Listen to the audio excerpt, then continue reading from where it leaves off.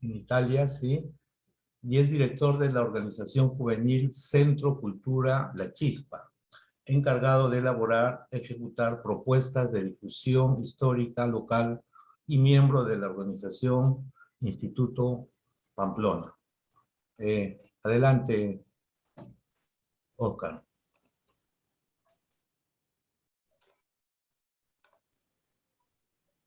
¿Qué tal? Buenos días. Sí, gracias por el pase. Ante todo, quisiera eh, dar las disculpas del caso, ya que la ponencia era conjunta. Sin embargo, por motivo de salud, mi compañero Víctor Espinal no ha podido estar presente, a quien le mando saludos y espero su pronta recuperación. Eh, Quiero saber si se ve la pantalla de mi laptop. Sí, está bien, se puede visualizar. Sí, bien. La ponencia que voy a presentar está destinada a hacer una aproximación a lo que fue la finalización de la guerra, vista desde la desmovilización de los medios que se formaron para hacerla. Eh, y está centrada en un caso en particular, que es el de Huarochirí, específicamente en un jefe guerrillero, que es Ignacio Ninavilca. Eh, con respecto a la finalización de la guerra y a lo que fue la desmovilización de recursos, me voy a enfocar en los aportes que ha hecho mi compañero Víctor Espinal en su tesis de licenciatura. Él nos menciona que para el año 25 y 26 se van a dar una serie de procesos respecto a lo que era lo que había sido la movilización de los recursos, sobre todo en las zonas de las regiones, en los medios locales, para lo cual se cumplen o se trazan una serie de acciones destinadas a lo que va a ser la reducción de estos medios, principalmente destinados a las guerrillas y a los jefes locales, ya que se decía, bueno, se pensaba que estos eran muy propensos a lo que era el generar el caos. Con lo cual, a partir del año 25, si pueden ver el cuadro, se elaboran una serie de informes respecto a los estados de los cuerpos de las unidades de las fuerzas militares encargadas por Sucre. Bueno, esta es una elaboración de Víctor en la cual se puede apreciar que el total de números de unidades de fuerzas es un total de 3.200 para el año 1825. Lo que se busca, lo que plantea Víctor, es que estas unidades se las tienen que reubicar. Las reubican tanto anexándolas a las fuerzas del ejército ya del Estado Mayor, eh, bien dando de baja a algunos militares que habían sido ascendidos rápidamente en los últimos años de la guerra, o bien algunos miembros van a ser parte del nuevo orden burocrático, ¿no?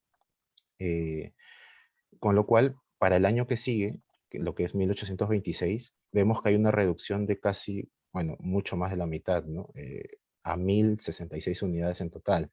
La elaboración, como la menciono, la hace Víctor, y es un aproximado de lo que se da en números, ¿no? En un conteo real, se da una disminución de las fuerzas que se habían movilizado, y, y esto se va a mantener.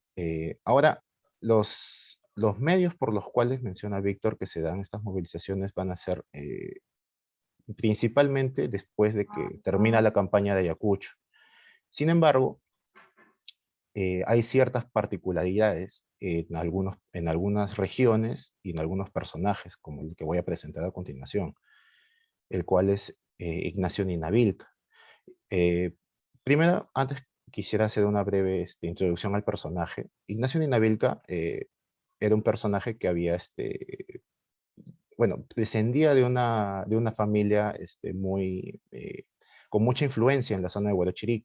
Ellos habían sido caciques de Huarochirí. Ignacio Ninavilca había sido un personaje que había vivido en Lima, se había dedicado a los negocios de la familia y, y había estudiado en el colegio de caciques, para hijos de caciques, por lo cual tenía muchos contactos, era un hombre letrado, tampoco no tan letrado como podría pensarse, y según quienes lo describen, eh, pero tenía cierta influencia en la zona, ¿no? Y además había tejido una red de contactos, no solamente en Huarochirí, sino también en Lima, en Pachacamac, de donde era su esposa, inclusive en Canta, donde se menciona que tenía propiedades. Eh, Él había sido un hombre de negocios también, y para cuando la guerra ya está en proceso, cuando San Martín desembarca, él ya tenía fuerzas a su mando. Hay unos documentos donde él menciona que tiene disponible cerca de 180 unidades que las quiere hacer ya efectivas y adjuntarlas a la causa de San Martín. Rápidamente él va a convocar durante su paso por la sierra a fuerzas a que se unan a las milicias, y esto ya con el grado que le había conferido San Martín, que él era de sargento. Y él llega inclusive bueno, a ocupar el cargo de gobernador de Guarochirí, lo cual le da todavía más legitimidad a su posición como figura de jefe guerrillero. Eso es lo que es en la cuestión de movilización de recursos. Él también solicitaba mucho armamento, solicitaba muchos recursos, comida, sobre todo lo que más él proporcionaba fue lo que era ganado y bestias en la zona de Huarochirí, lo cual se menciona a finales de la guerra. Sin embargo, Nina Vilca va a tener una serie de un traspié a final de la guerra. Lo que va a significar el declive de su figura como jefe guerrillero, limitado a ciertas acciones, lo que podríamos pensar que es una cierta desmovilización del jefe guerrillero, ya que si bien la desmovilización en los números se da y en las acciones se da a finales de la guerra, a este guerrillero, por la fama que tenía de caótico, de tener mucha influencia en la región, de ser un peligro inclusive para la causa, se le va a limitar en las acciones y se le va a reducir su campo de acción. Y también se le va a desmovilizar con lo que son recursos, puesto que él va a solicitar siempre recursos para armar nuevamente sus guerrillas y no se le va a hacer, bueno, se le va a hacer caso omiso en muchas ocasiones. Eh, un primer caso que, bueno, que yo he podido reconstruir ha sido de cómo él para el año 23, la fortuna que él había acumulado ya se la había casi gastado, puesto que él para el año 21 había invertido una fuerte cantidad de dinero, cerca de 15,000 pesos, en lo que era un negocio, que era el estanco de la nieve, la renta de la nieve. Él pensaba que con ese dinero podía, bueno, hacer fortuna, ¿no?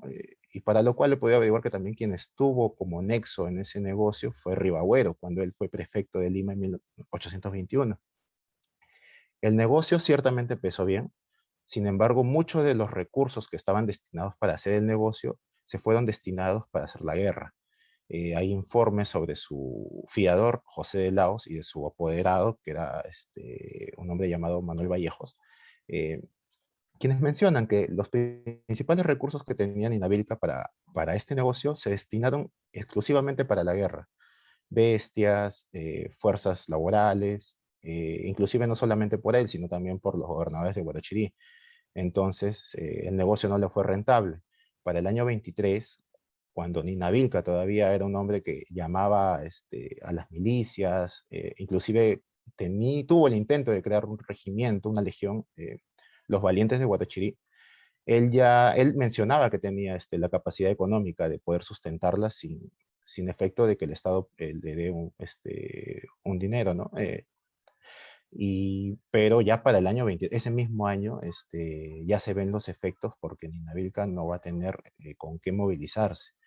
Y prueba de ello es que él se une a la causa ya de Ribagüero como jefe de Estado, y ante la inminente llegada de Bolívar, Ninavilca apuesta por Ribagüero. Eh, y lo que va, bueno, consecuencia de eso, lo que va a hacer es que Ninavilca caiga en persecución política, cae preso, cae preso en los castillos del Real Felipe entre agosto y noviembre de 1823. Sin embargo, él va a poder escapar junto con otros jefes guerrilleros que habían sido apresados como herreros, eh, y va a huir a la Sierra de Huaral. Sin embargo, ya después con el transcurso de los sucesos, Ninavilca va a volver al bando patriota de Bolívar. Sin embargo, Bolívar ya le había puesto como que el ojo, ¿no? Y lo que va a intentar es desmovilizarlo totalmente. Inclusive para el año 24, cuando se están haciendo bueno, los cobros a Nina Vilca le están cobrando sobre el estanco, ¿no? Le están pidiendo que ya pague porque no había pagado cerca de 2 años. Su fiador menciona que todo lo que había él invertido en la guerra, bueno, que se le considere, ¿no? Porque él no tenía con qué pagar o que se le considere una reducción muy considerable de los 15.000 pesos.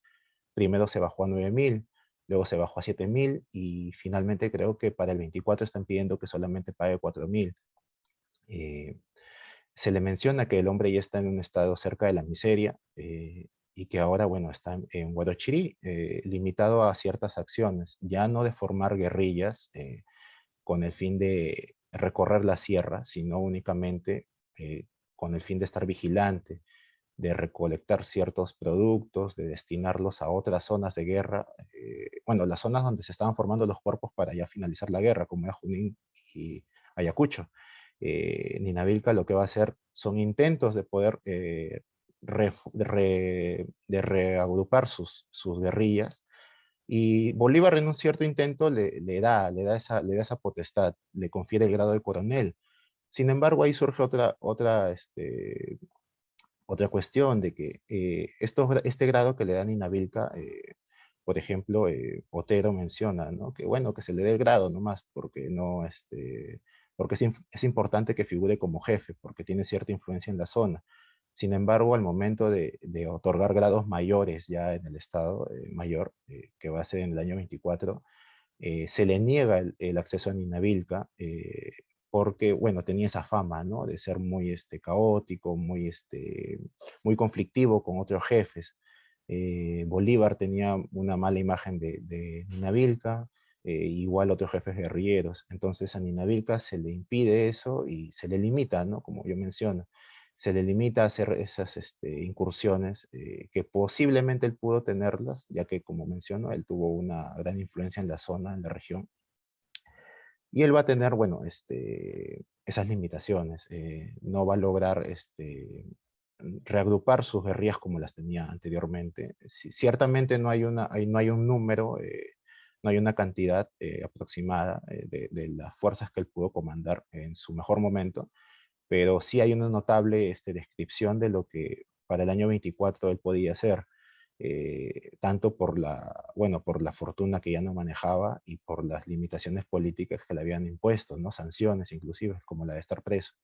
Eh, Finalmente, ya cuando termina la guerra, Nina Vilca, para el año 25 ya no va a ser necesario que él se desmovilice, porque ya estaba desmovilizado.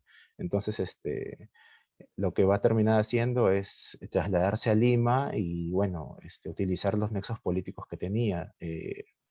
Ya había mencionado que él tuvo nexos políticos con Ribagüero. Para el año 25 él tuvo cierta afinidad con Francisco Javier Luna Pizarro, por lo que apoya a Pizarro cuando él intenta hacer una conspiración para, bueno, echar a Bolívar, ¿no? Y Nina Vilca va a terminar preso nuevamente, sentenciado a muerte, pero se le va a reducir su condena a 5 años preso. Sin embargo, como en el año 27 se retira a Bolívar, Nina Vilca sale, ¿no? Y él va a ocupar un cargo dentro del Congreso Constituyente de ese año, como diputado por Lima. Eh, con lo que, bueno, con lo breve que he expuesto sobre Nina Vilca, la impresión que tengo, ¿no? De este jefe guerrillero es que a él se le desmoviliza muy tempranamente, cuando, mucho antes de otros jefes guerrilleros, como se puede ver en el cuadro que menciona, bueno, que elabora Víctor, ¿no? Y ya no va a ser necesario que haya cierto ojo sobre este jefe guerrillero cuando se finaliza la guerra, porque ya está totalmente desmovilizado, no tiene fortuna, está obligado a irse a Lima a hacer política, ¿no? Contrario a lo que hicieron otros jefes guerrilleros que se quedaron en sus regiones. Eh, y Nina Vilca, bueno, pues va a intentar retomar sus campañas militares posteriormente. Sin embargo, no va a tener éxito, por lo que va a estar como que deambulando entre Lima, Huarochirí, buscando a algún caudillo que apoyar. Eh, con eso finalizo mi exposición. Espero haya sido de su agrado. Muchas gracias. Eh, gracias, Oscar. La figura de Dinavilca efectivamente es muy sugestiva como tipo social, ¿no? O mejor dicho, a través de Dinavilca se podría ingresar a analizar, digamos, a personajes similares en otras regiones. Pero no quiero adelantar algunos comentarios que me gustaría hacer al final de la mesa. Ahora le damos pase a Néstor Pilco Contreras. Néstor es educador, licenciado en Ciencias de la Educación, especialidad Ciencias Sociales, con estudios de maestría en Lingüística Andina y Educación en la Universidad Nacional del Altiplano. Entre sus publicaciones destaca el libro La Batalla de Cepita, Historia y Sociedad. También ha publicado Acciones Revolucionarias en América Latina, Puno y el Alto Perú durante el proceso de la independencia, 1809-1825.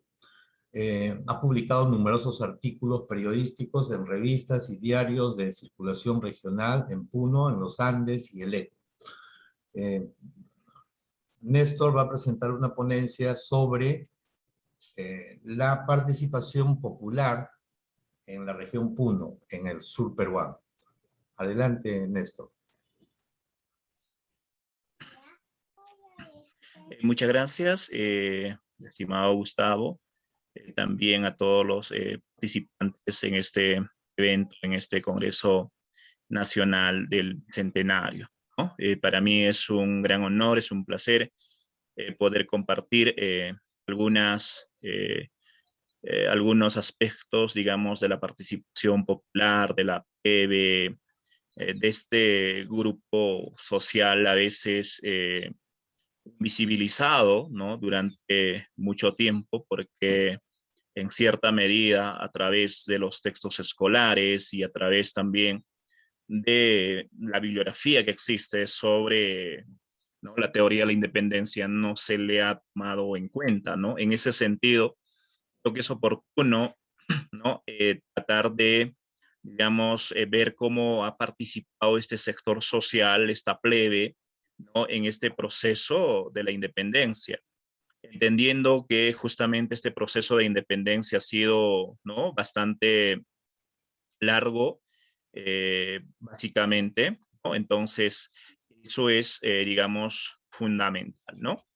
Voy a tratar, digamos, de iniciar esta exposición, ¿no?, con algunos aspectos, digamos, fundamentales, ¿no?, sobre esta guerra. Bueno, en primera instancia, hablaremos de Puno, digamos, como intendencia.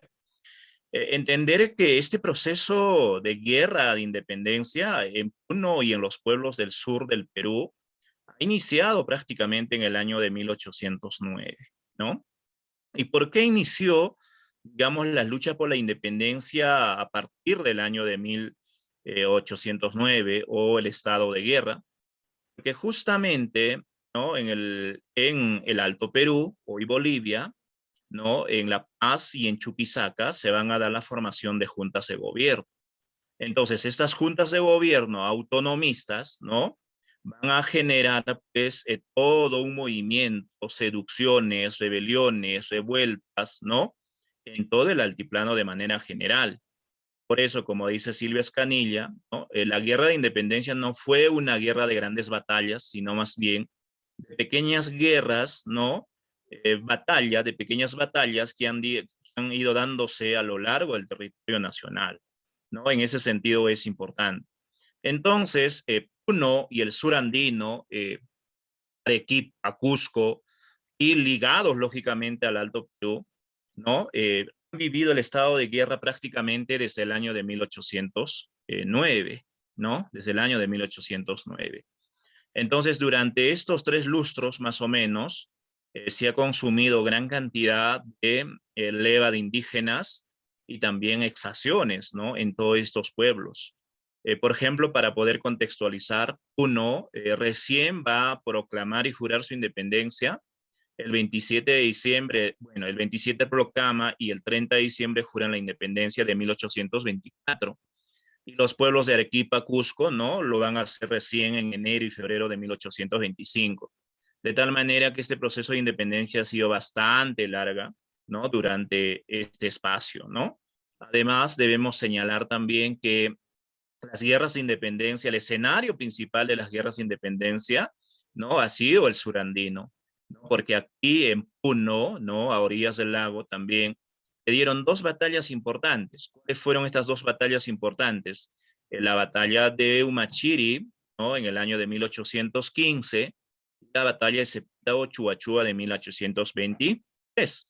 Entonces, por ejemplo, acá en la imagen estamos viendo, ¿no? Una foto de 1923 donde se ve pues, las celebraciones del centenario de la independencia, ¿no? Entonces, en ese contexto, pues ahora vamos a hablar, ¿no? De estos grupos, ¿no? Milicias, bueno, guerrilleras, ¿no? Se han dado y establecido en Puno. Tanto, digamos, milicias o guerrillas patriotas, digamos así, también milicias indígenas realistas, ¿no? Esto es lo que no se ha trabajado de alguna manera también como lo advierte Juan Fonseca, ¿no? Entonces, daremos a conocer ello. Bueno, Puno tiene una situación muy especial, ¿no? Durante mucho tiempo perteneció al Virreinato del Perú, durante 20 años perteneció al Virreinato de Río de la Plata, ¿no? Y recién nuevamente se reintegra al Virreinato del Perú en el año de 1796, ¿no? No estaba dividido en 5 partidos o subdelegados, ¿no? Que eran Carabaya, Zángaro, Lampa, Colla, Huancané y Chucuito, ¿no? De tal manera que existía una estrecha relación entre ambos virreinatos, ¿no? El Virreinato del Perú y el Virreinato de Río de la Plata. Queremos también aquí advertir, ¿no? La queja que realizan 3 alcaldes constitucionales en el año de 1823. Estos 3 alcaldes constitucionales señalan, ¿no? Más o menos hace 14 años que nosotros, dicen ellos, ¿no? Que estamos sirviendo, ¿no? Al ejército, a los ejércitos que transitan por estos lugares, ¿no? De tal manera podemos llegar a la conclusión de que los pueblos más perjudicados, ¿no? Con este estado de guerra que se vivió en el altiplano en general, ¿no? Ha afectado muchísimo a todos aquellos que estuvieron ubicados a lo largo del Pagnán, ¿no? Ahora, por ejemplo, Puno y la Junta de la Paz de 1809. Recordemos que apenas se producen estos movimientos autonomistas, estas juntas de gobierno en el Alto Perú, bueno, en La Paz y Chuquisaca, ¿no? El gobierno virreinal del Perú, ¿no? Mandará a José Manuel de Goyeneche. Y José Manuel Goyeneche ingresará a Puno con 5,000, ¿no? Soldados, ¿no? El 25 de septiembre de 1809. Desde Puno, ¿no? Y desde Puno invoca, ¿no? A los miembros de la Junta de la Paz se retiren como pacíficos, honrados vecinos a sus casas a disfrutar de la dulce tranquilidad de sus familias, ¿no? Entonces, eso es lo que señala. Pero al mismo tiempo, apenas ingresa Goyeneche, ¿no? Va a poner, digamos, va a pedir exacciones y leva de indígenas. Y también se van a sumar muchos caciques, ¿no? Las élites indígenas, ¿no? A la causa realista. Eso conversaremos más adelante. Pero ¿qué se tenía? ¿Qué noticias se tenía en el altiplano en general durante los años de 1809 a 1812, 13? Las noticias, por ejemplo, eran las siguientes, ¿no? La seducción por parte de los insurgentes era tan viva y activa que recelaba se filtrase en los pueblos del Perú. Esa información la circulaba a través de estos comerciantes, ¿no? Que transitaban del eje Potosí, ¿no? La Paz, Puno y Cusco, por ejemplo. Por ejemplo, el conductor de correos, Pedro Barriga, decía, ¿no? El designio de los porteños era ir conquistando hasta Lima, ¿no? Entonces, ese era, digamos, el panorama, ¿no? Que se tenía en el altiplano de manera general, ¿no? Pero ahora vamos a analizar la participación de aquellas milicias, ¿no? Sobre todo realistas, ¿no? Que han apoyado, pues, ¿no? La causa del rey, digámosle así, ¿no? Entonces, apenas Goyeneche ingresa a Puno con su ejército regular, digámosle así. Entonces, los caciques, ¿no? De Puno, algunos caciques, porque la posición de los caciques fue bastante divergente, ¿no? Unas apoyaban la causa realista y otras apoyaban la causa patriota, como más adelante daremos a conocer. En esta ocasión, los caciques realistas, bueno, Nicolás Calizaya, de un pueblo de Tiquillaca, Diego Colquehuanca de Puno, del pueblo de Puno, hoy ciudad de Puno, ¿no? Envían una carta, alcanzan una carta a Goyeneche. Y ahí le dicen lo siguiente, ¿no? Suplicamos a vuestra señoría, muy ilustre, que digne admitirnos en su real expedición, pues queremos ir a expensas nuestras, sin grabar en cosa alguna al real erario, siquiera con el empleo de alcanzar agua a los señores oficiales, ayudar los equipajes, ¿no? Sabremos, como en la pasada rebelión, manifestar el resto de nuestras fuerzas hasta rendir la vida en defensa de nuestra ley y rey. Y además ofrecieron una fuerte cantidad de donativos consistentes en especies del altiplano. Entonces, esta fue, digamos, la actitud de algunos caciques, algunos líderes indígenas, ¿no?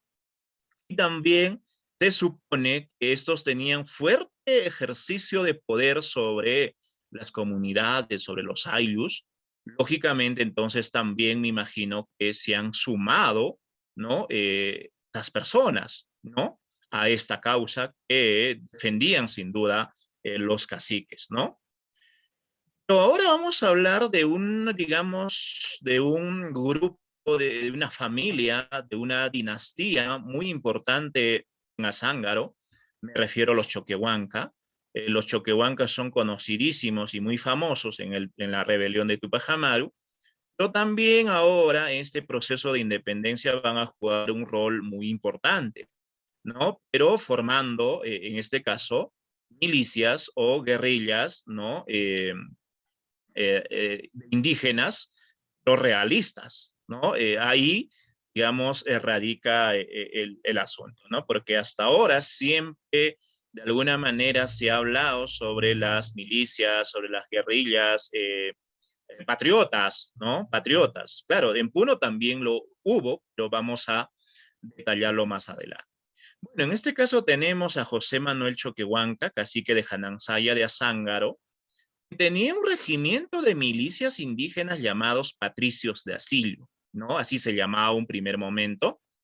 Y luego, apenas se producen estos movimientos, este estado de guerra en el altiplano a partir de 1811, en adelante cambiará el nombre de Río de la Plata, ¿no? Por ejemplo, este señor cacique, bueno, José Manuel Choquehuanca, decía lo siguiente, ¿no? Mi abuelo Diego Choquehuanca fue capitán de todo el reino del Perú. Entonces, bajo esa prerrogativa, bajo esa, digamos, autoridad, ¿no? La que va a empezar, ¿no? A generar, digamos, todo un movimiento pro-hispano, ¿no? Bueno, en el altiplano. En el año de 1811, ¿no? Envía un documento al virrey, ¿no? En la cual señala lo siguiente, ¿no? Mandé juntar a son de caja a todos los naturales de mi gobierno, es como leales y constantes tributarios, ¿no? Saben servir en medio de sus desdichas al rey y a los superiores, aunque estos por la novedad, ¿no? Se vieron sorprendidos, pero como entendiesen tantas y tan diferentes oraciones que les hice en su propio idioma, ¿no? Entonces él pues formó un regimiento completo y este regimiento, ¿no? De milicias indígenas, claro está, porque estaba compuesto aproximadamente por 3.000 a 5.000 milicias indígenas, quienes justamente han ido como carne de cañón a luchar, a enfrentarse, ¿no? A estas juntas autonomistas en el Alto Perú, ¿no? y eso va a ser importante. Y aquí lo más importante, digamos, es cómo empezó a convencer, ¿no? A través de las oraciones, en primer lugar, y en segunda instancia a través de su propio idioma, ¿no? Entonces, me imagino, hay algunas proclamas, por ejemplo, que se han encontrado, en el cual, ¿no? Señala, viva el rey, tenemos que servir al rey, ¿no? En quechua. Entonces, eso es importante, ¿no? De este regimiento de Río de la Plata, pero de milicias indígenas pro-realistas, ¿no? Luego dice lo siguiente, ¿no? Formé 13 compañías de a 100 hombres en el término de 5 días, ¿no? Con el deseo de hacer lo mismo con los pueblos de Asillo. Entonces ha ido formando varios grupos, ¿no? Luego pide al virrey que le enviasen, ¿no? Las famosas banderas que él necesitaba para su regimiento, ¿no? Él necesitaba para su regimiento. Entonces señala lo siguiente, ¿no? Bueno, en este caso es una ya, él solicita, pero ya el virrey y los de la Real Hacienda lo responden, le envía, ¿no? Sírvase concederles y enviarles a costa de la Real Hacienda banderas con las armas del rey, en los ángulos de ellas, ¿no? Llevarán, dice, ¿no? Retrato de Santiago, ¿no? Y la imagen de Santiago seguía intacto, ¿no? Hasta ahí. Y el de Nuestra Señora de Asunta, ¿no? Actualmente, digamos, la fiesta patronal más importante del pueblo de Azángaro es justamente Asunta. Entonces, lo envían 2 banderas, ¿no? Lo envían 2 banderas y lo recepciona, en este caso, Choquehuanca en Puno. Con esto, ¿no? Va a emprender, pues, una misión importante, ¿no? Más o menos con 3.500 hombres rumbo hacia el Alto Perú para, primero, sofocar las formaciones digamos, de esas juntas de gobierno, y también ayudar, ¿no? Al ejército regular realista, ¿no? De que estas expediciones argentinas hacia el Alto Perú no puedan atravesar el desaguadero, ¿no? Ahí cumplió una labor fundamental, ¿no? Pero también, según lo solicita, dice, ¿no? Dice lo siguiente, ¿no? Que los oficiales vistan uniforme, ¿no? Casacas, chaleco y pantalón azul. Entonces, tenían un uniforme, ¿no? Respectivamente. Además, dice, ¿no? Los soldados se sirvan, ¿no? En este caso, sus, digamos, herramientas, instrumentos, armas, lanzas, ¿no? Más propio que las ondas y garrotes. Entonces, estas milicias estaban conformadas justamente, ¿no? Por un grupo indígenas de toda la zona de Azángaro. Además, recordemos, pues, que Puno, bueno, después de Trujillo, Cusco, contaba con mayor población, ¿no? En ese momento, ¿no? Entonces, eso era, digamos, importante.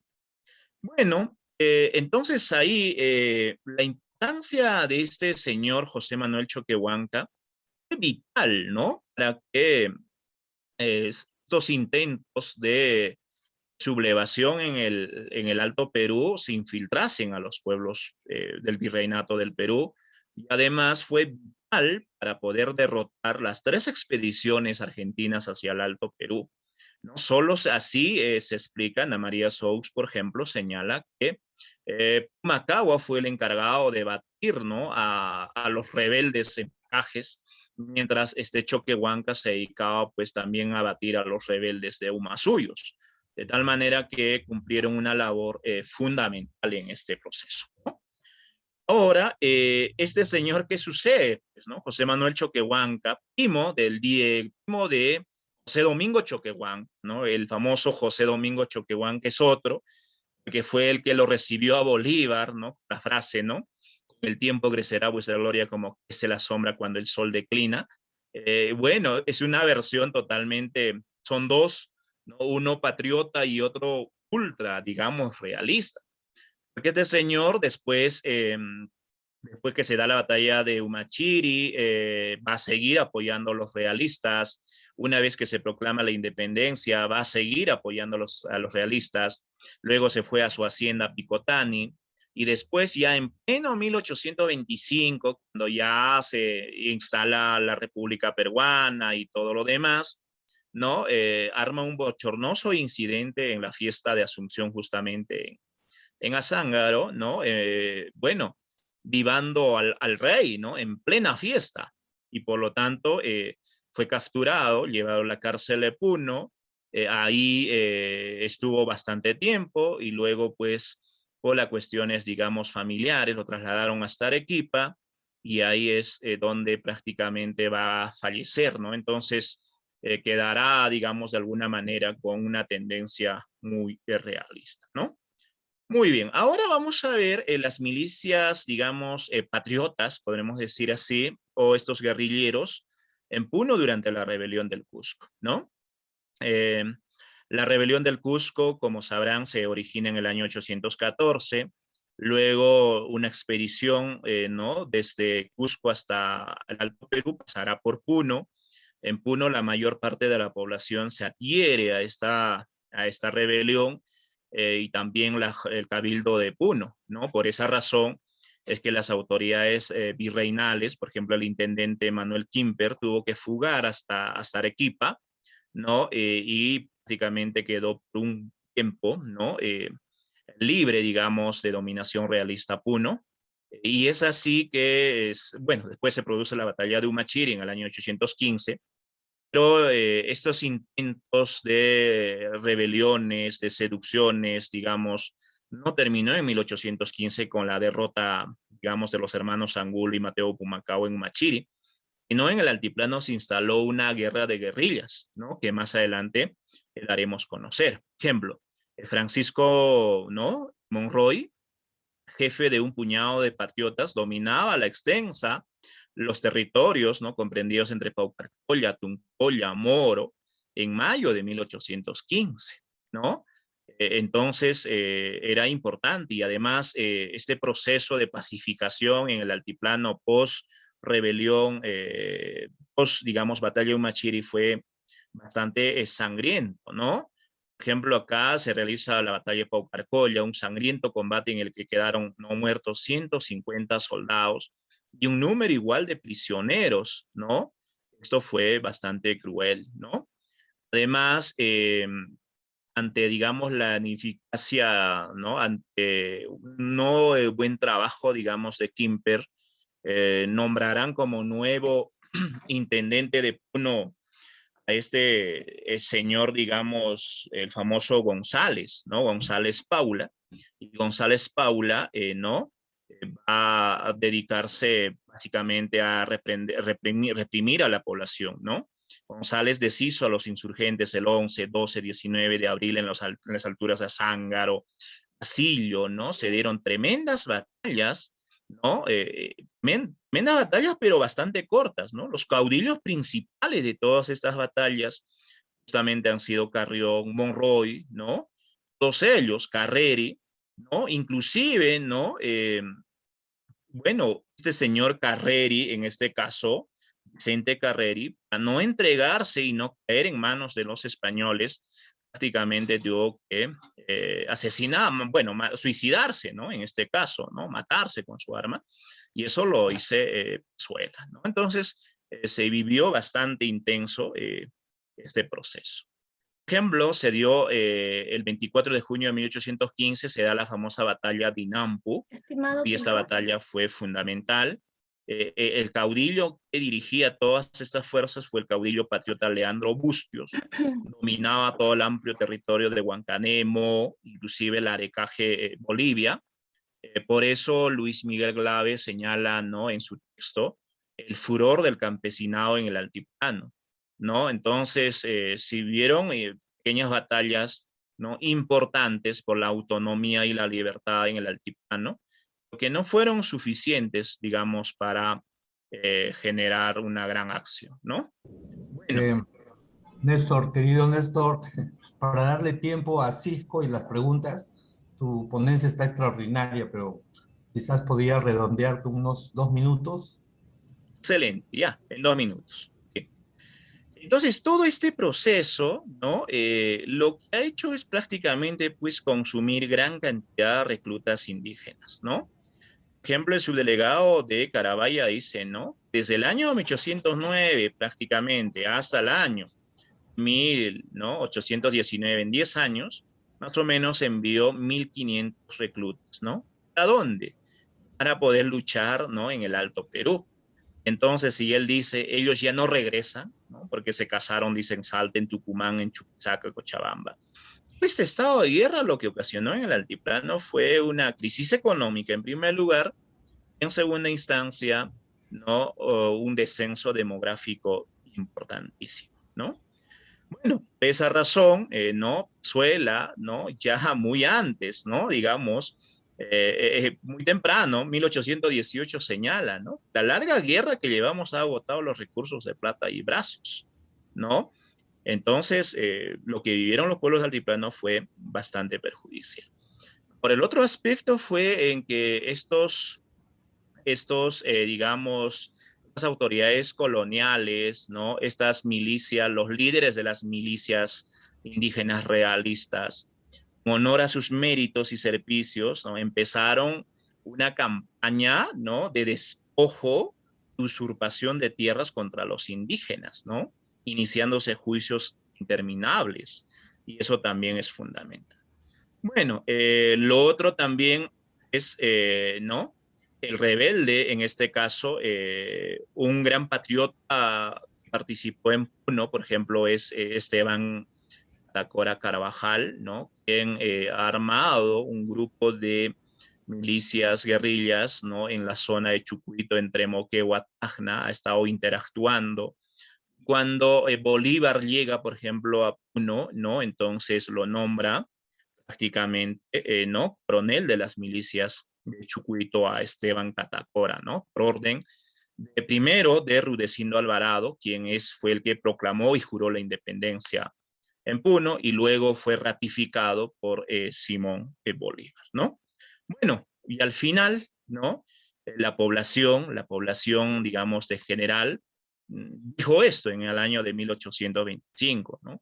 Un grupo de gilacatas, ¿no? Dos gilacatas, ¿no? Son autoridades locales, dijeron lo siguiente, ¿no? Al fin exterminadas las guerras por las invictas armas de nuestra patria nacional, me ha parecido que justamente también deben exterminarse, ¿no? La amarga esclavitud que todavía padecemos. A pesar, ¿no? A estar confirmada nuestra libertad e independencia, lo más sensible es que nuestra casta índica, ¿no? Esté y haya estado esclavizado en su misma patria natal. De manera que este proceso de independencia no trajo cambios para esta mayoría que hasta el día de hoy reclama. Muchas gracias, Gustavo. Gracias, Néstor. Excelente exposición. Disculpa que te haya interrumpido, es que hay un tiempo. Lo que pasa es que Néstor va a presentar un libro y está eufórico por contarnos sus investigaciones. Bueno, ahora pasamos a presentar a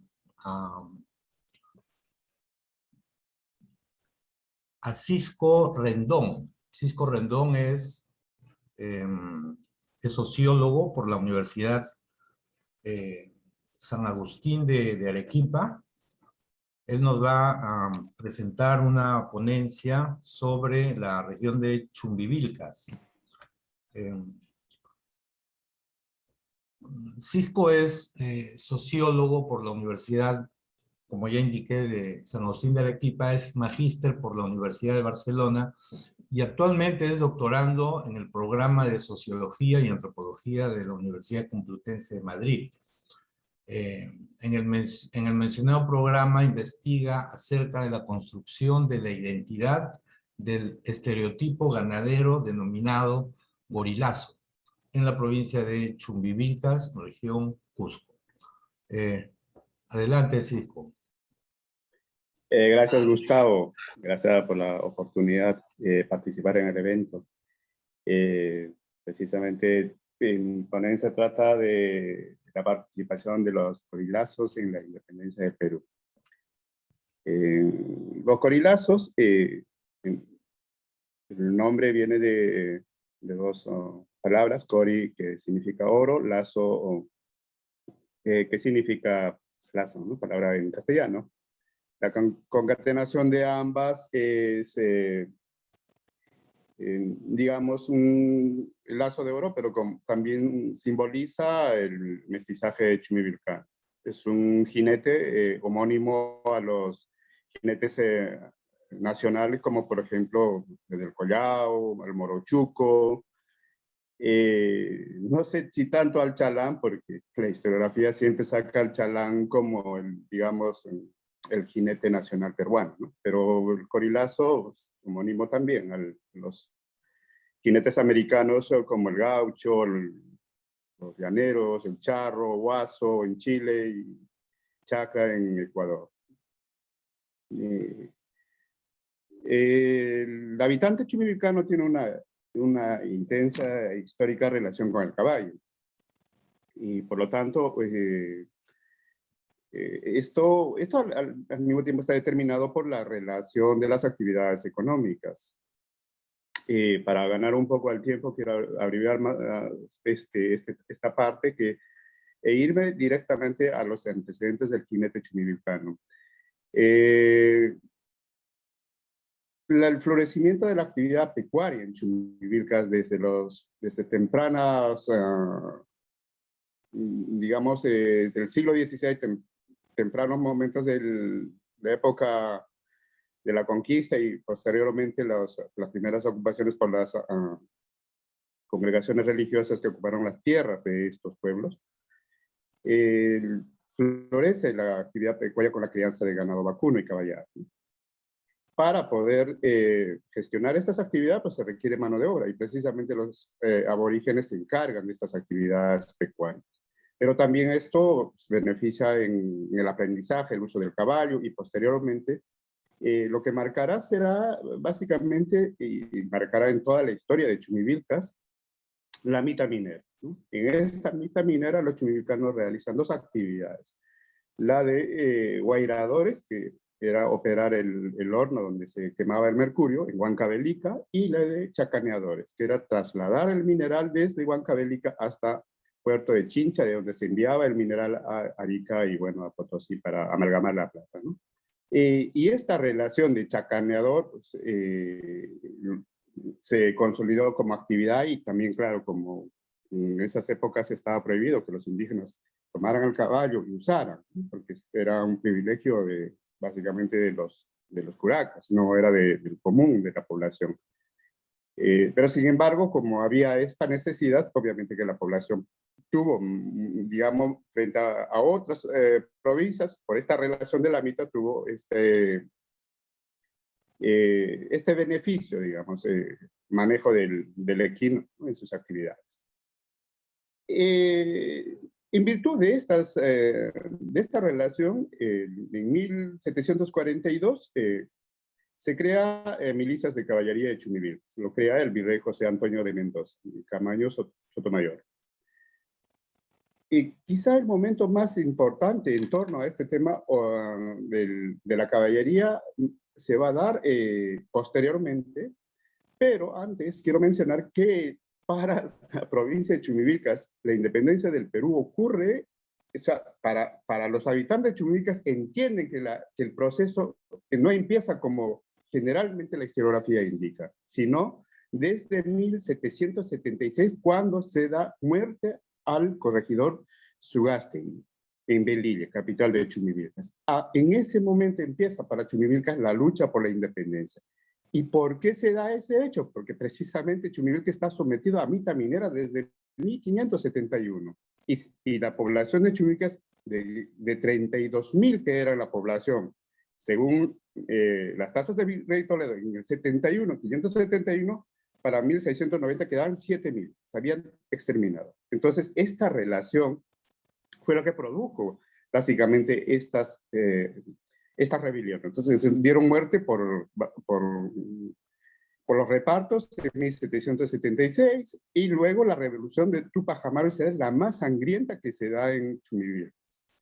En este caso se divide en dos, ¿no? Los realistas, que está el regimiento que se había creado hace mucho tiempo atrás, está vigente, está en actividad, y claro, por el otro lado están los indígenas que secundan a Tupac Amaru y se da varios hechos de enfrentamientos, y la más importante es la batalla de Chumilcas el 18 de marzo de 1781, donde prácticamente la rebelión de Tupac Amaru fracasa, ¿no?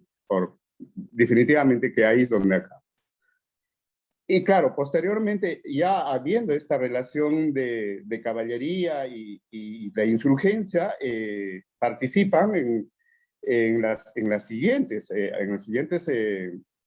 momentos, por ejemplo, de lo que acaba de explicar Néstor, precisamente con González Vigil, tuvieron un enfrentamiento igual como lo que mencionó los héroes locales. En Chumilcas estuvo Andía, que les enfrentó, pero también en Chumilcas estuvo la caballería que apoyó a la represión de estas fuerzas, ¿no? Que se unió a González. Y luego se da otros momentos. Bueno, antes de eso, incluso de Alto Perú participa la caballería de Chumivilcas para enfrentar a Belgrano, ¿no? Que es Armando de Pezuela. Y es importante su participación, que Canteras reconoce que son los más jinetes, ¿no? Que es importante su participación de esta gente, pues que básicamente la fuerza importante es en caballería. ¿A qué me conduce esto? A que cuando hablamos de la independencia del Perú, pareciera, y en algún momento mencionaba Gustavo, que no es que cuando llega la fuerza de la independencia del Perú, o sea, del sur, las fuerzas del sur, que inmediatamente se activan las milicias, los montoneros, y se unen. No, no es así.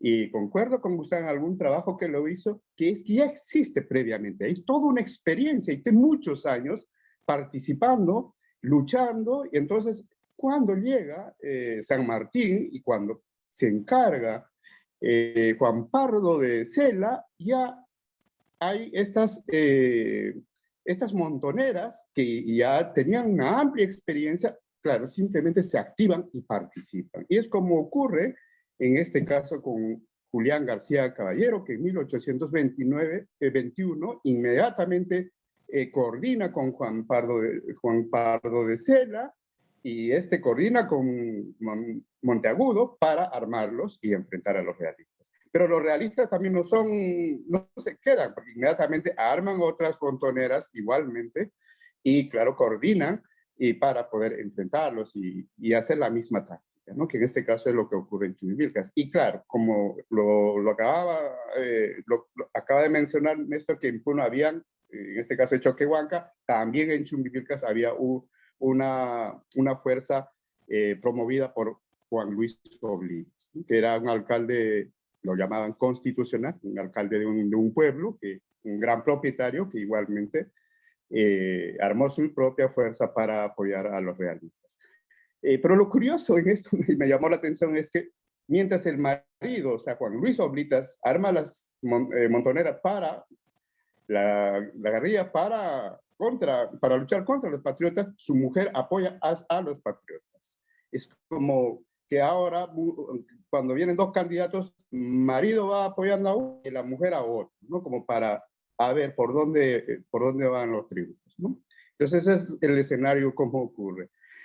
En el caso de los montoneros de Chumivilcas, hay unas lógicas, ¿no? de negociación también. No apoyan gratuitamente. 4 pueblos del Condeciudos del Cusco, que son Toro, Tomepampa, Alca y Cotahuasi, que ahora son de Arequipa, apoyaron a Cantera, pero a cambio de exención de tributos.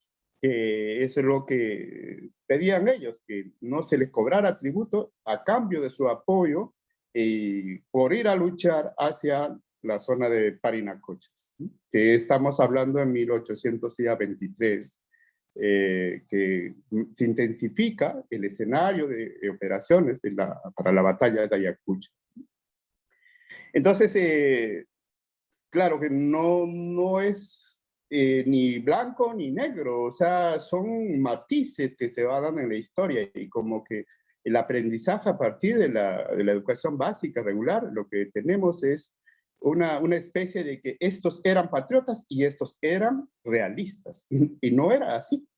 Y muchos en un momento eran realistas, luego eran patriotas, o luego eran, bueno, eran patriotas, por ejemplo, con San Martín, y luego se volvieron a ser realistas, porque San Martín había fracasado en su intento de puertos intermedios y en los demás emprendimientos militares. Entonces, claro, al final, cuando en 1824 se dan esas manifestaciones de adhesión, obviamente, pues obedecen a sus propias lógicas de interés, tanto de los criollos mestizos, igualmente de indígenas. En el caso de Chumivilcas, estaba marcado por dos aspectos. Los criollos, ¿por qué emprenden con la conformación de las montoneras? Porque precisamente se veían subordinados por los, aquí los llaman pucacuncas, por los peninsulares en la administración pública. O sea, no todas las autoridades encargadas de la administración pública en Chumbivilcas estaban en manos de los peninsulares. ¿Por qué estaban en manos de los peninsulares? Porque tenían desconfianza por todo lo que había pasado en la revolución de Tupac Amaru. Pero eso también a los criollos nacidos en Chumbivilcas, que tenían una identidad territorial, no les agradaba esta subordinación porque no les permitía hacer los negocios, no les permitía, básicamente, una lucha de poder. En cambio, para los indígenas, lo que ocurrió es que los indígenas seguían estando, claro, con intermitencias, estando ligados a la mitad de Huancavelica. Desde 1571 hasta 1821, los indígenas de Chumivilcas seguían asistiendo a la mitad de Huancavelica. 100 personas cada mes, cada 6 meses, o sea, 200 anual. Entonces, esta relación de esclavitud que tenían los indígenas, obviamente les había empujado a luchar en cuanta oportunidad que tuvieron, siempre estuvieron presentes, ¿no? Y claro, en esos momentos, pues, cuando llegan las fuerzas, ya pasando después de San Martín, las fuerzas libertadoras del norte, en este caso, concretamente, Miller, Altaus, Chumivilcas, se unen abiertamente. ¿Y por qué no habían adhesiones más abiertas? Porque estaba la Serna en Cusco y el control sobre las provincias del Cusco fue mucho más explícita y sobre todo precisa en sus movimientos, sean de vigía, sean de arrieros, sean en cualquier actividad que hacían los indígenas, estaban muy controlados. Entonces, eso era, por ejemplo, por qué abiertamente toda la población no se une, ¿no? Porque, claro, había un control férreo contra ellos. Aún así, había apoyos para los patriotas. Desde octubre de 1824 hay un apoyo más abierto en entrega de bienes, mulas, caballos, ganado vacuno y otros bienes que prácticamente no solo, o sea, entregaron a los patriotas, pero tampoco, no solo fue para ellos, sino también a la fuerza para los realistas, que decía el intendente de Chumivilcas, la gente valora más la vaca que al hijo, porque al hijo se lo podían llevar del elevado al ejército, pero no la vaca, porque todo lo que habían tenido prácticamente los habían destruido, con que la única actividad más importante era la pecuaria, entonces habían destruido, ¿no? Pues hay mucho más información sobre esta provincia, pero yo quiero ir cerrando esto, haciendo una valoración. Quizá no tengo digamos, la especialidad como historiador, pero de todo lo que encuentro, el balance historiográfico que encuentro en la región del Cusco, particularmente en esta provincia, en Chumivilcas, es que no hay un reconocimiento de todos los pueblos que formaron de los escenarios de guerras, sean de Ayacucho, sean de Junín y otras pequeñas y todas las poblaciones, ¿no? Siempre tenemos esta visión limenocéntrica y también como que la historia es siempre repetitiva, ¿no? Que es lo que ha pasado con los actuales combatientes en la época de la pacificación nacional, que es el soldado, es el que tiene que estar haciendo el trámite para que le reconozcan. Efectivamente, así fue en 1825, cuando después de la batalla de Ayacucho, después de la República del Perú, fueron los mismos indígenas que pidieron reconocimiento, o también, no, fueron ellos. Entonces no fue de oficio por el Estado, sino por ellos mismos, ¿no? Por los que participaron. Y muchos de ellos simplemente no lo pidieron. Entonces, la historia de estos subordinados lo sabemos por aproximaciones, por las memorias de los, sea realistas o sea patriotas, pero no sabemos de los mismos. Y creo que ahí viene la tarea de la historia, ¿no? A nivel local sobre todo, que ese es un gran desafío, y ojalá que el Bicentenario tenga este desafío de recuperar esa memoria que tienen los pueblos, ¿no? Y que eso pueda, de alguna u otra manera, pues, plantear un desafío para nuestra identidad nacional, la patria, todo eso, y no solo pues basado en determinados íconos patrióticos que todos han hecho parte. Gracias. Muchas gracias, Cisco. Rápidamente pasamos a la discusión, al intercambio y las preguntas. Janet, yo creo que los que desean hacer preguntas abren su micro, ¿no es cierto? Y preguntan. Sí, por favor, las preguntas tienen que ser bastante puntuales. Sí, yo quisiera hacer dos preguntas brevísimas para los tres. Luego damos pase a los que están en la sala, a los que están presentes. Y es lo siguiente, es la cuestión que mencionó Cisco y Néstor, que tiene que ver con la memoria. ¿De qué manera podemos explicar, digamos, la conducta política de los sectores populares hacia el rey o hacia la patria, teniendo en cuenta, digamos, la pervivencia de eventos políticos, sociales y militares previos, sobre todo de carácter disidente? Incluso esto se puede también, me parece, y es la pregunta para Oscar, en la región de Huarochirí. Hay un libro reciente de Karen Spalding, que es Las Memorias de Franco de Melo, que hace alusión a la rebelión indígena de 1750, y también a la influencia que tuvo Juan Santos Atahualpa en la región de Huarochirí, que está muy cerca, a la selva central, ¿no? El antiguo camino colonial. Y lo mismo para Néstor y para Cisco. Ya Cisco nos ha mencionado cómo los eventos de 1770, incluso anteriores a Tupac Amaru, movilizan, digamos, acciones, ¿no? En diversos sentidos. Entonces, estos grupos populares, estas mayorías sociales de esta época, tenían, digamos, estrategias particulares para leer los acontecimientos y para involucrarse en el conflicto. No solo a partir del año 20, con la presencia de San Martín y luego lo que sigue, sino, como Néstor lo ha mencionado, desde el año 9.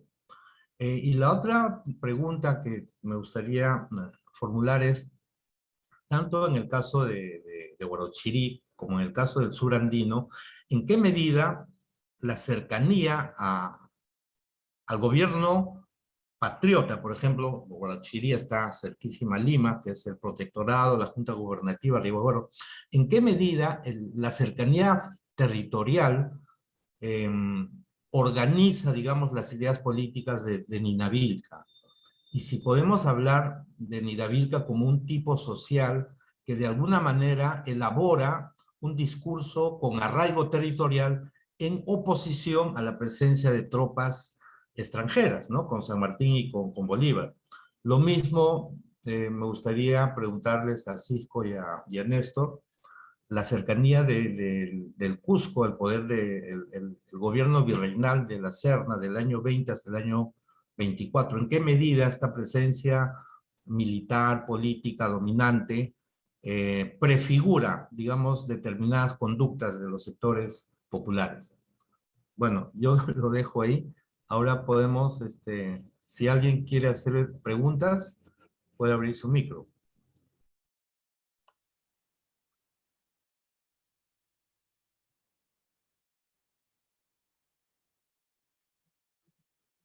¿Aló?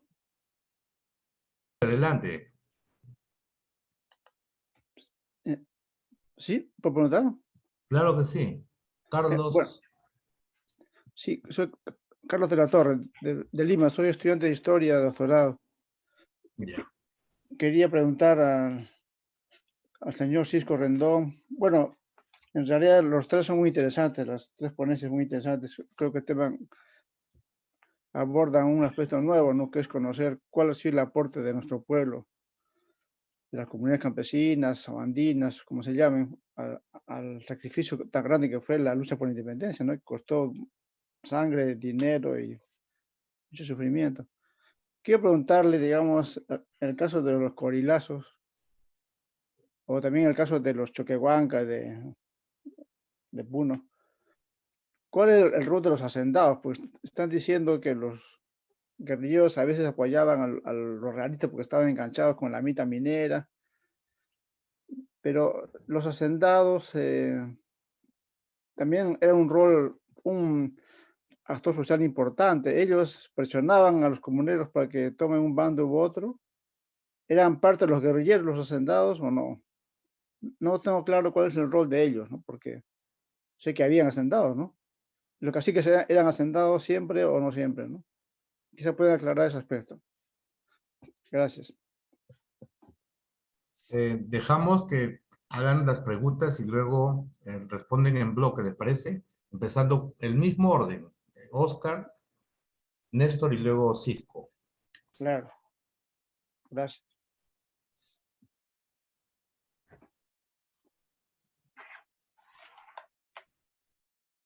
Bueno, entonces, si no hay preguntas, podemos empezar con las respuestas. Oscar, ¿te parece? Sí, correcto. Sobre las preguntas que realizaste, Gustavo, sí, cierto, hay una presencia del conflicto en Huarochirí que está desde mediados del siglo XVIII, lo vemos en la rebelión de Huarochirí de 1750, y la de 1783, la que dirige Felipe Velasco, Tupac Inca Yupanqui. Pero la más interesante, bueno, ambas son interesantes porque tienen presencia del linaje Ninavilca, a pesar de que no se ha comentado mucho en la historiografía que estudia, ¿no? Ambas rebeliones. La del 50, por ejemplo, algo que yo he podido investigar es que el linaje Ninavilca estuvo unida al cacique que estaba, bueno, el cacique gobernador que estaba de manera interina, ya que, bueno, el cacique que estaba, bueno, el cacique de Inavilca que había muerto recientemente, su descendiente en la sucesión había muerto también, entonces quien ingresa al cacicazgo había sido el esposo de la hija, que era Andrés de Borja Puipuilivia. Y él se une al levantamiento que trae Francisco Inca en 1750. Entonces, lo que es la capacidad de movilización de fuerzas en esta región fue bastante notable. Sin embargo, bueno, también hubieron conflictos entre las poblaciones, algo que menciona Karen Spalding, por ejemplo, cuando menciona, ¿no? el libro de las memorias de Sebastián Franco Melo, menciona que una estrategia para disolver esta rebelión fue usar el conflicto entre los pueblos, ya que se utilizaban ciertas estrategias para que los mismos pobladores de pueblos que tenían conflicto puedan detener a los insurgentes a través de mentiras, ¿no? Por ejemplo, decían, ¿no? Al pueblo que se una al bando realista, los vamos a recompensar y eso va a ser a través de que el otro pueblo ya lo está atrapando. Entonces hacían un cierto tipo de competencia entre los pobladores de quién atrapaba primero a los insurgentes. Y también sucede en 1783, cuando Felipe Velasco va a Lima, se contacta con Vicente Jiménez Ninavilca y le pide cierto apoyo. Y Vicente Ninavilca va a ser interrogado, sin embargo no se le van a encontrar mayores acciones. Parece que intentó que él fuera nexo entre la posibilidad de una insurgencia, que obviamente era la de continuar, ¿no?, con la gran rebelión, pero no tuvo éxito y no se contactó con los caciques finalmente. Y igual también por la acción rápida que tuvo el gobierno virreinal. Ciertamente esto da luces, ¿no?, da indicios de que Huarochirí era una zona de conflicto, que la influencia de estos caciques era muy grande y que podían fácilmente levantarse en armas si es que las condiciones estaban, ¿no? Producto de eso es que Huarochirí mucho tiempo fue una gobernatura militar, precisamente para calmar las ascuas. Sebastián Franco Melo después de la rebelión, fue gobernador militar hasta que se modifican con las intendencias. Otra pregunta que mencionaste, Gustavo, era sobre la cercanía de Nina Vilcar y sus discursos, ¿no?, sobre la influencia extranjera. Sí, sí es cierto.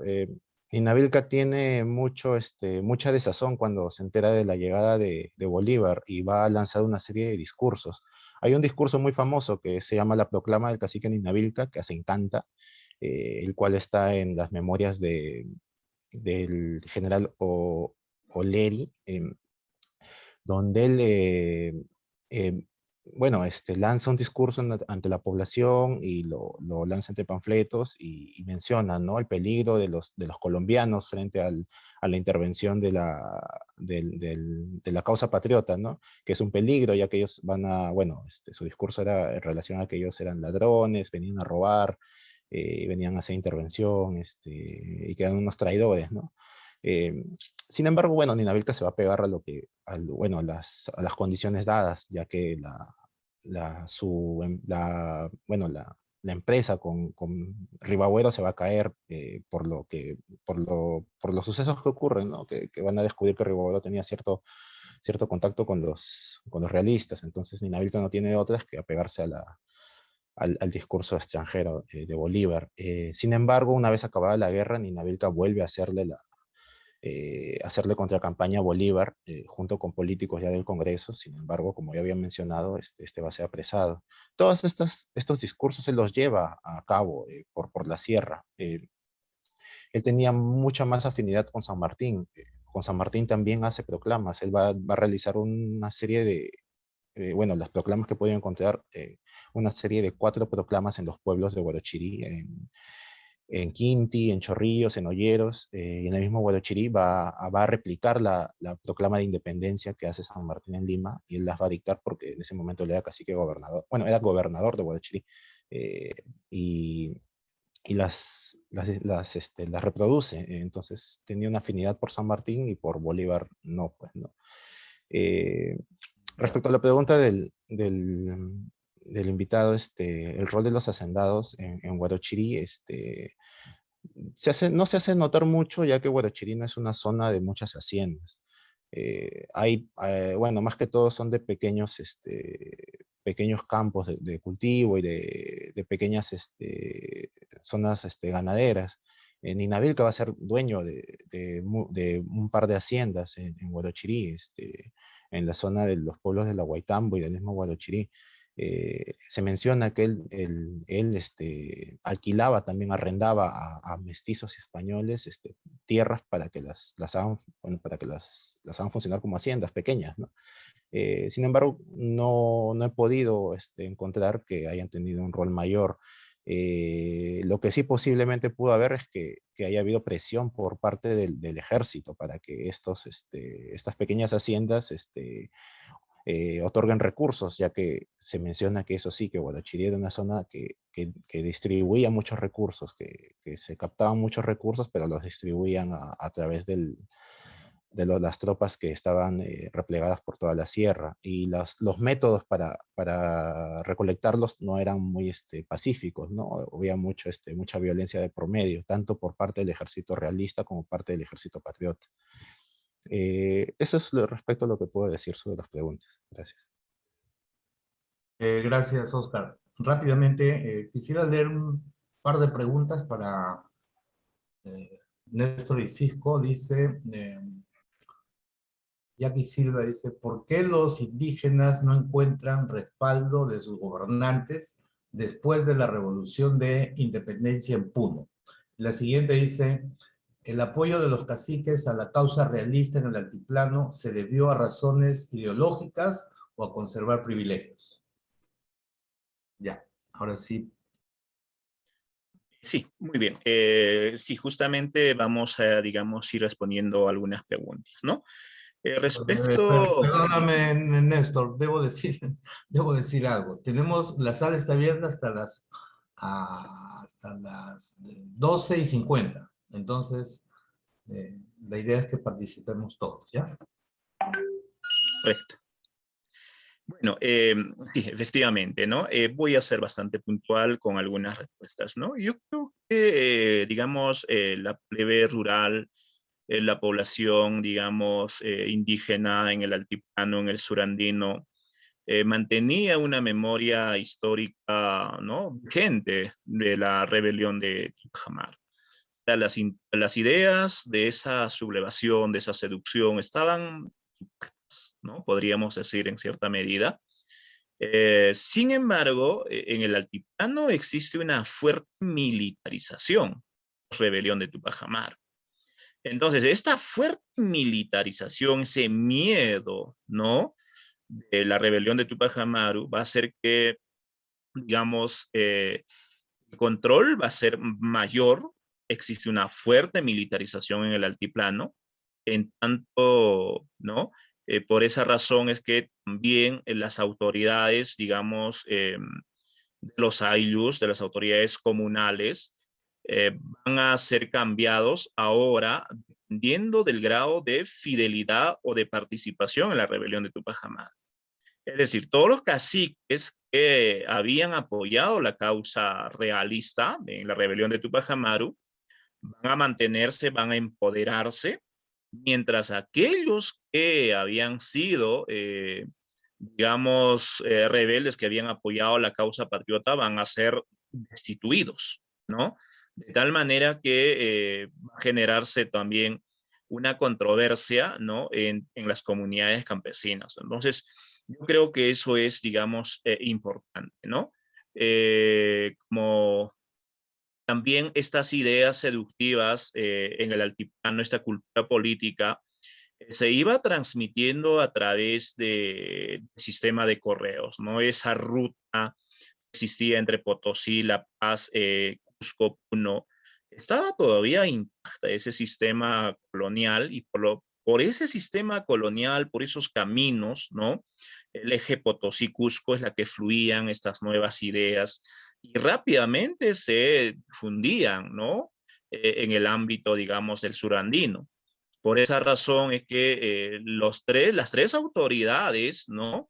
De los tres intendentes del surandino, es decir, Cusco, Puno y Arequipa, se comunican constantemente y se piden apoyo entre ellos para menguar todos esos intentos, digamos, subversivos en el altiplano, ¿no?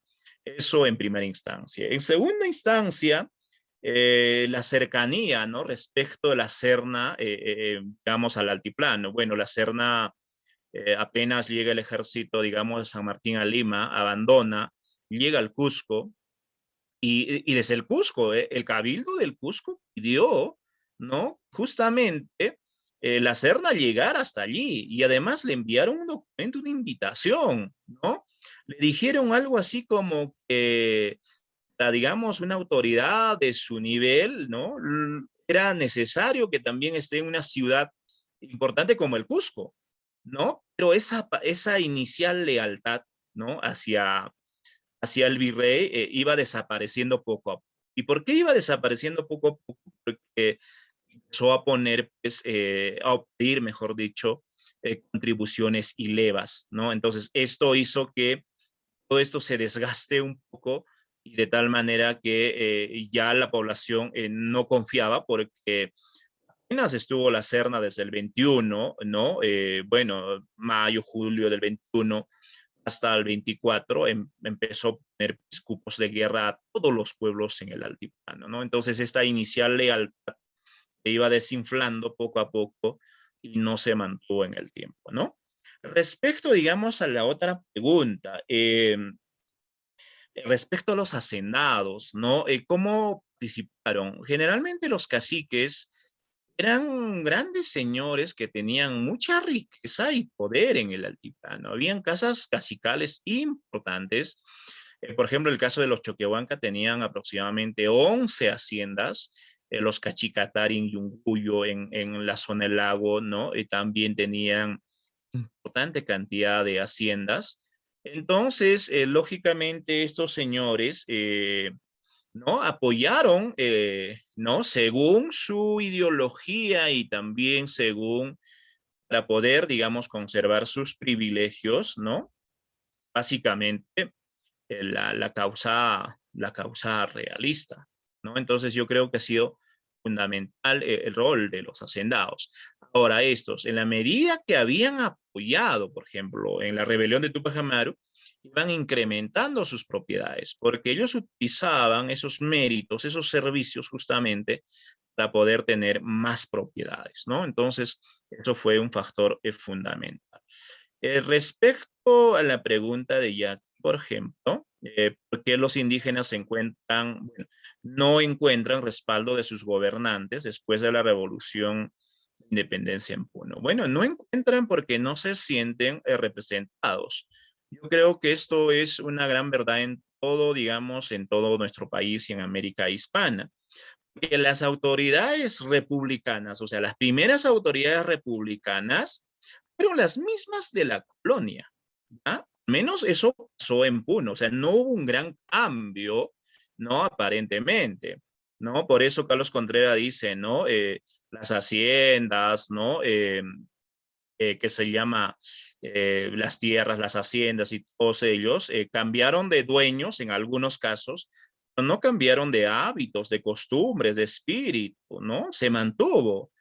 Entonces, por esa razón, por ejemplo, uno de los primeros alcaldes en Puno fue un tremendo hacendado que tenía gran cantidad de, no digamos gran cantidad, pero sí tenía al menos unos 2 esclavos, ¿no? Fue el primer alcalde republicano de Puno. Lo mismo pasó con el primer prefecto de Puno, ¿no? Entonces ahí hay que, digamos, ir analizando bastante, ¿no? Y también eso mismo pasó de alguna manera con nuestros precursores, los padres de la patria, tal es el caso de Hipólito Unanue, que tenía haciendas, que tenía esclavos, que estaba festejando, feliz, ¿no? Entonces hay que ir analizando, ¿no? Y respecto a la última pregunta, ¿no? ¿El apoyo de los caciques a la causa realista en el altiplano se debió a razones ideológicas o a conservar sus privilegios? Bueno, bastante complejo. En el caso, digamos, de los Choquehuanca, creo que ha sido básicamente una razón ideológica, pero también conservar sus privilegios, porque como ya les había señalado, los Choquehuanca tenían pues por lo menos 11 haciendas, o sea, prácticamente eran casi una familia muy poderosa, no solamente tenían haciendas en el altiplano, habían caciques, por ejemplo, que es el caso de los Cachicatari, los Chiqui Inga Charaja, ¿no? En Puno, estaba vigente es el sistema de control vertical de los pisos ecológicos. Tenían haciendas, por ejemplo, o colonias en Moquegua, en Tacna, desde donde traían ají y realizaban un comercio importante.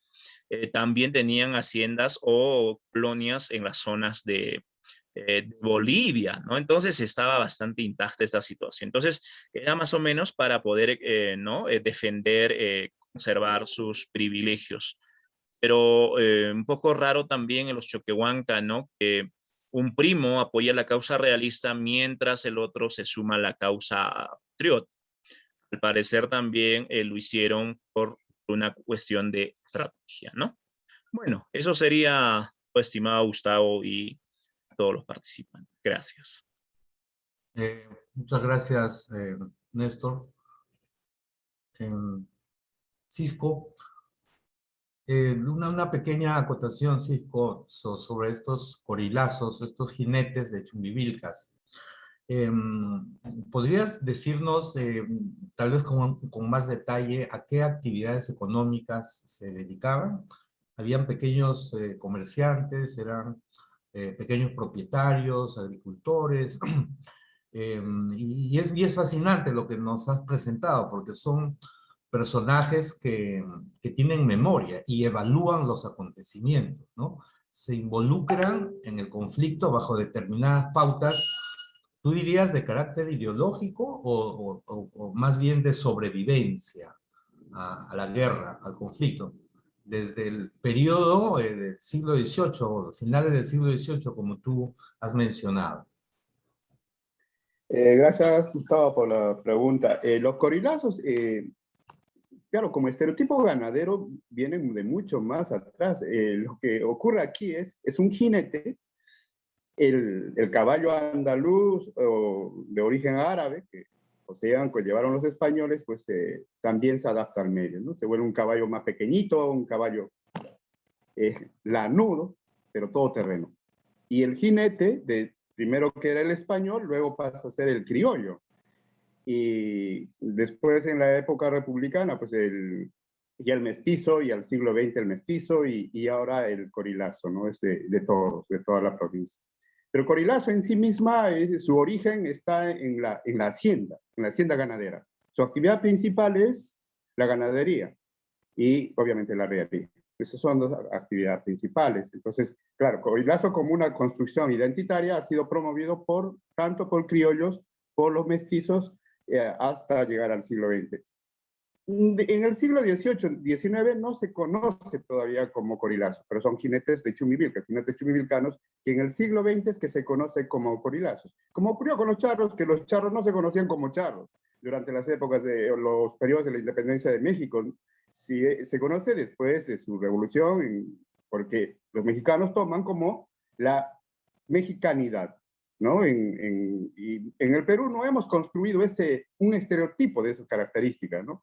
Nuestra peruanidad, no existe un elemento que nos una, nuestra peruanidad. Como lo que ocurrió en Argentina, el gaucho es la argentinidad, el charro es la mexicanidad, el guaso es la chilenidad, pero en el Perú no tenemos un jinete. Que pudo haber sido el jinete peruano, el resultado de esos montoneros pudo haber sido, pues el morochuco, por ejemplo, ¿no?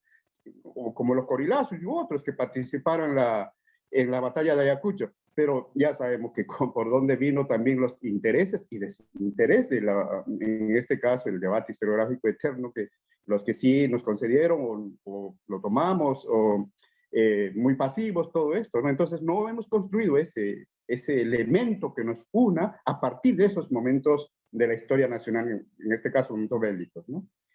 Entonces el corilazo es ese, jinete. Y con respecto a la conducta política de siempre hubo una conducta en función de un determinismo circunstancial, ¿no? Es también un pragmatismo que había entre tanto de los indígenas como también de los criollos, que ya tienen una identidad territorial, ¿no? Ya marcan una posición de soy chumivilcano. En este caso, después de la revolución de Tupac Amaru se profundiza.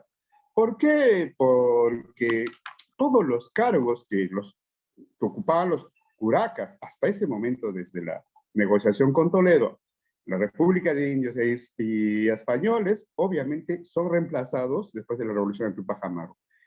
Se borra casi toda, por lo menos se intenta borrar todo lo que representaba con esta relación con el linaje del Tupac Yupanqui y esa línea de curacas en Chumivilcas. Se coloca en su lugar a españoles, básicamente, algunos criollos adeptos al virrey en los cargos de curacazo. Entonces hay 40 años, hasta 1781 al 21, pues hay 40 años, digamos, de transición de esta relación, ¿no? En este caso de los criollos españoles que están en el poder local. Y claro, los indígenas intentan conservar algunos elementos.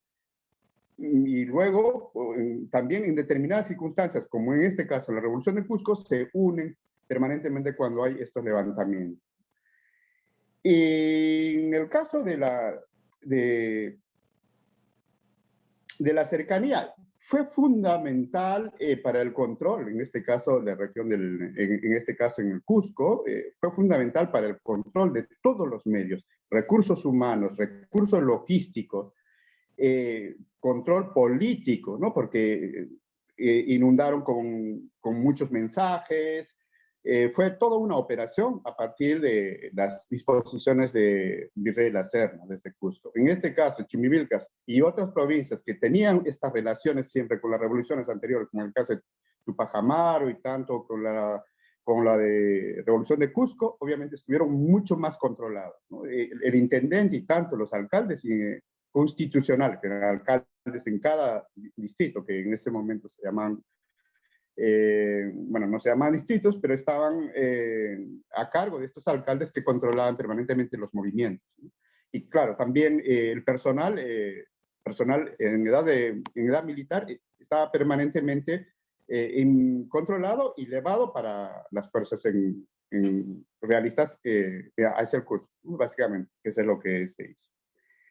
En cuanto al rol de los hacendados, es bien interesante y parece que es un patrón, ¿no? Que también son muy pragmáticos los hacendados, ¿no? En determinados momentos apoyan a la causa realista y que si esto ya está por perderse, apoyan a los patriotas. En el caso de Oblitas, que fue uno de los principales hacendados, cuando llega en 1821, él es alcalde de un pueblo, el pueblo más importante, en Colquemarca. Él, siendo alcalde, coordina todas las acciones de leva de personal, envío de caballos, mulas para el ejército realista.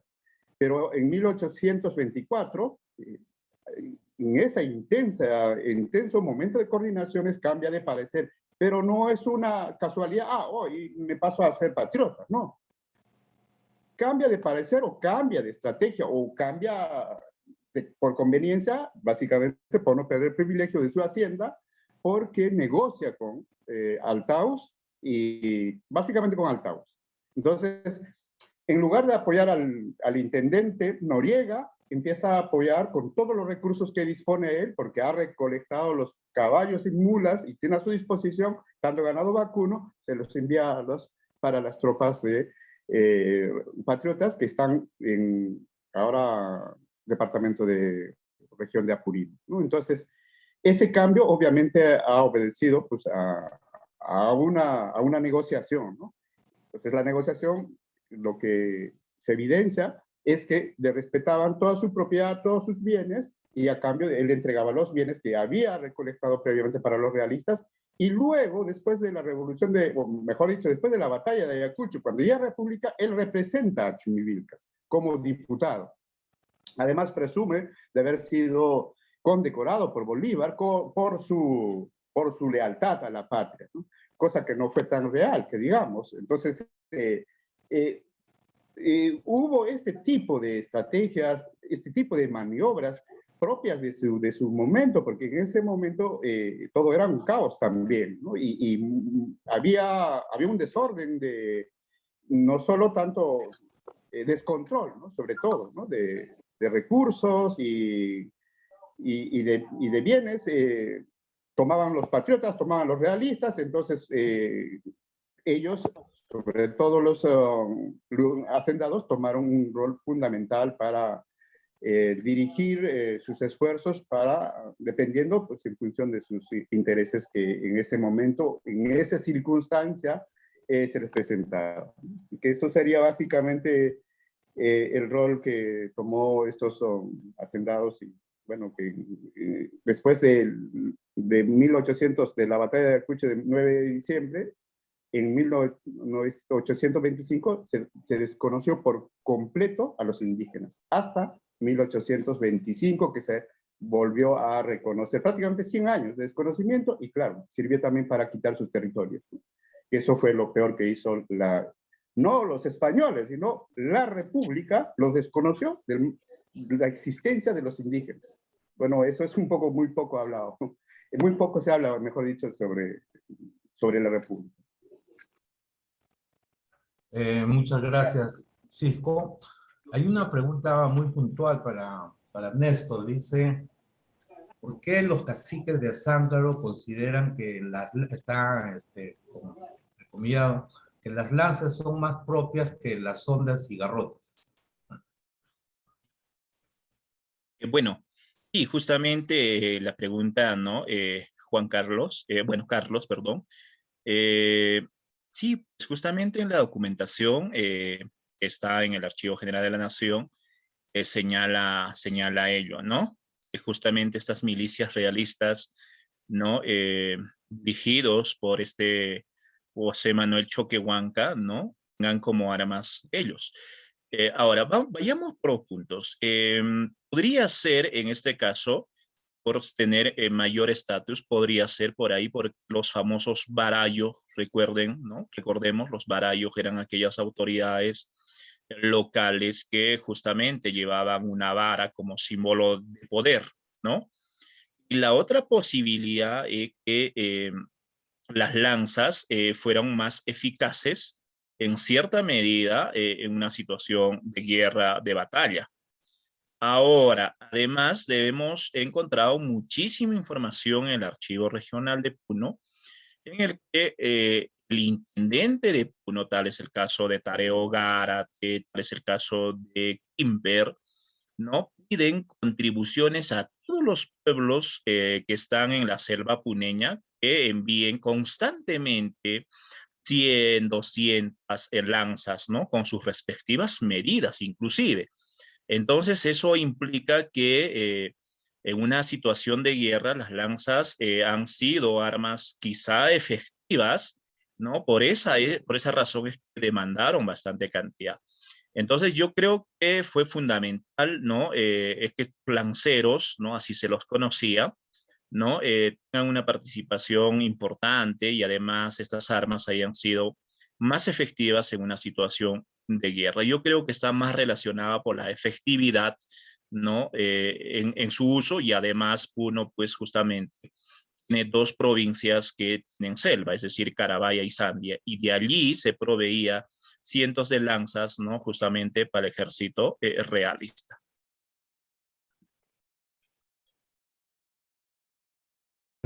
Muchas gracias, Néstor. Ya la sala se va a cerrar. Agradecer a todos los participantes, a los expositores. Lo que estamos verificando es que el estudio de estos cuerpos armados de origen popular que organizan sus acciones en diferentes direcciones políticas e ideológicas nos están mostrando que la independencia fue un proceso sumamente complejo, contradictorio, diverso, con particularidades locales, regionales, y me parece que la investigación va a ir mostrando fenómenos y procesos hasta ahora poco conocidos, poco explorados, que podrían permitirnos reconsideraciones a esas imágenes, digamos, a esos estereotipos que se han establecido sobre si la independencia fue concedida, concebida, ¿no es cierto? O sea, las etiquetas que no ayudan demasiado. Agradecer a los organizadores del evento, a Janet Ávila, que es la coordinadora, y bueno, buenas tardes con todos. Bicentenario del Perú.